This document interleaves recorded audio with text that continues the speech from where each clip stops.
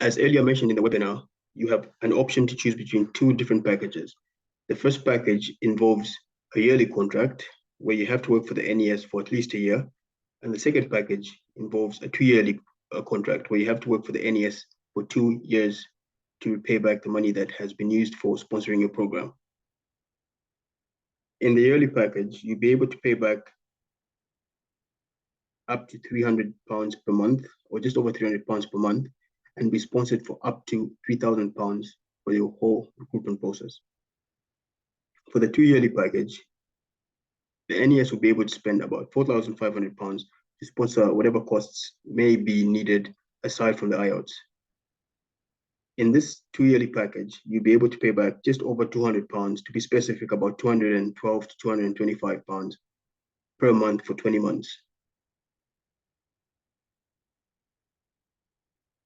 If you do wish to pay this amount sooner, there is an option to discuss this with the employer and come up with a payment plan if you wish to pay it sooner.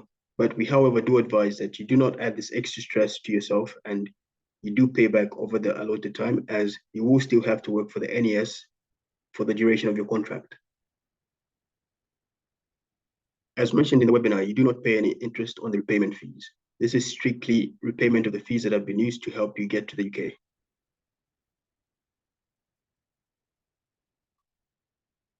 After you have paid back all the fees for the sponsorship, you do have an option to continue working with the NES indefinitely as long as you'd wish.